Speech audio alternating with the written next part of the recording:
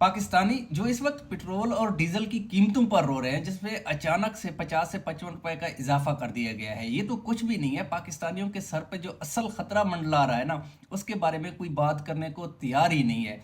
जिसके जो नतायज होंगे पाकिस्तान पर कई दहाइयों तक मुरतब होंगे। वो नुकसान जो है ना, बुनियादी तौर पर ईरान और अमेरिका की जो जंग है उसकी वजह से है। ईरान ने सबसे ज़्यादा जो अटैक की है ना, वो गल्फ़ कंट्रीज़ पर की है। जब से सबसे ज़्यादा जो इकानमी हिट हुई है वो गल्फ़ कंट्रीज़ की हुई है। गल्फ़ कंट्रीज़ में कौन से हैं? ओमान है, बहरीन है, सऊदी अरेबिया है, कतर है, दुबई है।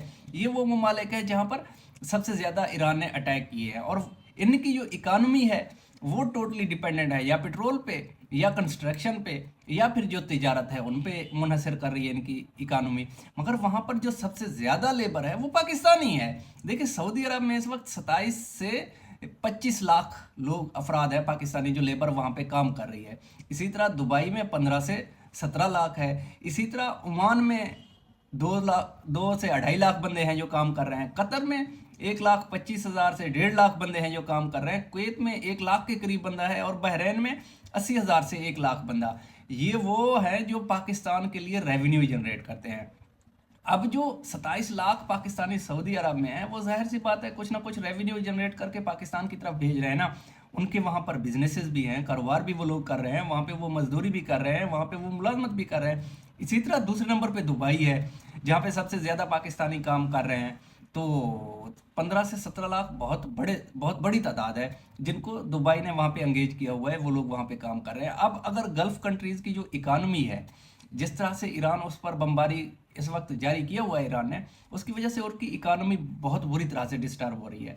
वहाँ पे कंस्ट्रक्शन का काम रुक गया है। वहाँ पे जो तिजारत है उसको काफ़ी ज़्यादा नुकसान पहुँचा है। वहाँ पे जो आमद और रफ्त है, जो उनकी जो बैकबोन है, उसके जो है ना ट्रैवल के जो जहाज़ वगैरह हैं, एमिरेट्स वगैरह, तो वो भी इस वक्त बंद है। तो दुबई है, सऊदी है, ये जो गल्फ़ कंट्रीज़ हैं, इनकी इकोनॉमी को बहुत बड़े बड़े डेंट पड़ रहे हैं, जिसका इम्पैक्ट पाकिस्तान के इन लेबर पर आएगा। ये वो अफराद हैं जिन्होंने मुल्क को छोड़ा हुआ है और ये वहाँ पे काम कर रहे हैं और वहाँ से पैसे जनरेट करके पाकिस्तान की तरफ भेजते हैं, जो पाकिस्तान के आमदनी में कुछ ना कुछ इजाफा करता है, जिसकी वजह से पाकिस्तान के एक्सपोर्ट तो हैं कुछ नहीं। ये कोई गुड्स बहर तो एक्सपोर्ट कर नहीं रहा, इतनी बड़ी एक्सपोर्ट नहीं है पाकिस्तान की। जिस तरह मरीम नवाज माजी में कह चुकी है, पाकिस्तान की जो मेजर एक्सपोर्ट है वो ब्रिलियंट ब्रेन है। पाकिस्तान की जो मेजर एक्सपोर्ट है वो काम करने वाले अफराद हैं जो बैरूनी मुल्क जाते हैं, ज़र मुबादला कमाते हैं और वो पाकिस्तान को बेचते हैं, जिसकी वजह से पाकिस्तान की इकानमी इस वक्त चल रही है।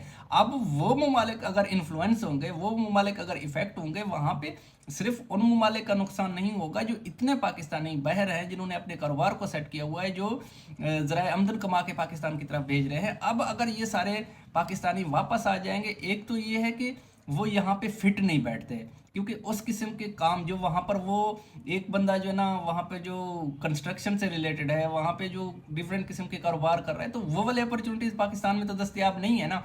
जाहिर सी बात है, वो लेबर जब पाकिस्तान शिफ्ट होगी तो उस लेबर को किस तरह से एंगेज किया जाएगा।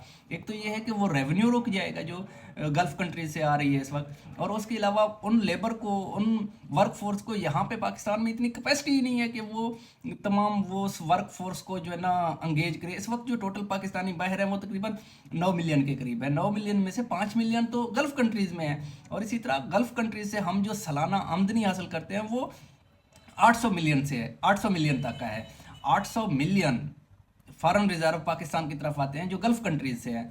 तो जब ये रिजर्व भी ख़त्म हो जाएंगे और वो जो हमारी वर्क फोर्स है, वो हमारे जो काम करने वाले हाथ हैं, वो पाकिस्तान आ जाएंगे और उनको उस तरह का इन्वायरमेंट नहीं मिलेगा कि वो उस तरह आज़ादी से बिल्कुल काम कर सके। तो इससे पाकिस्तान की इकोनॉमी पे बहुत ज़्यादा डेंट पड़ेगा और पाकिस्तान इसको कभी भी बर्दाश्त नहीं कर पाएगा और पाकिस्तान का सत्यानाश हो जाएगा। और जो यहाँ पे पहले बेरोज़गारी इतनी है, लोगों के पास जॉब नहीं है, और इन दिनों में स्पेशली महंगाई जब आसमानों को छू रही है, तो इतने सारे लोग बेरोज़गार होकर जब पाकिस्तान में आएंगे तो उसके बाद पाकिस्तान के हालात क्या होंगे, ये आप लोग सिर्फ इस वक्त सोच सकते हैं।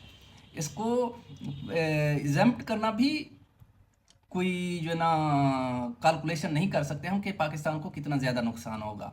12, ये जो ईरान अमेरिका जंग है, जिस तरह अब इस वक्त अब नया हरमज़ बंद है और ईरान पीछे हटने के लिए तैयार नहीं है, ना ही अमेरिका पीछे हटने के लिए तैयार है, तो इसके नतायज अल्टीमेटली पाकिस्तान की तरफ आएंगे और पाकिस्तान की जो सबसे ज़्यादा वर्क फोर्स है वो इन कंट्रीज़ में है। तो इससे पाकिस्तान के ये जो इकॉनमी है उसको डेंट पड़ेगा, क्योंकि पाकिस्तान की जो मेजर एक्सपोर्ट है वो तो यही लोग हैं, यही बेचारे हैं जो बाहर जाकर काम करते हैं, कुछ ना कुछ कमा के पाकिस्तान की तरफ भेजते हैं।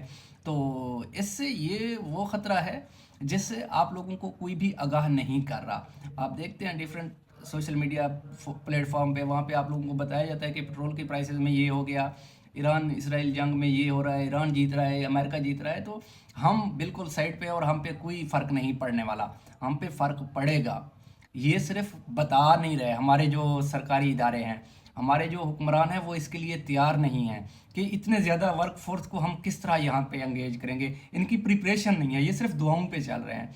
देखते हैं इससे आगे क्या होता है। बेहतर यही है, अल्लाह करे कि ये जंग किसी जो ना एंड पे बैठे और इनमें कोई सुलह सफाई हो और उसके बाद हालात स्टेबल हो जाएं, वरना पाकिस्तान पे जो इसका इम्पैक्ट आएगा वो दहाइयों तक याद रखा जाएगा। बारह इस विला के एंड में आप लोगों से गुजारिश है कि अपने इस चैनल को सब्सक्राइब करें, वीडियो को लाइक करें, अपने दुआओं में याद रखें और अपनी राय कम अज़ कम ज़रूर दिया करें कि जो चीज़ें मैं आप लोगों के सामने लेके आ रहा हूँ आप इनसे किस हद तक मुतमईन हैं। थैंक यू, अल्लाह हाफिज़।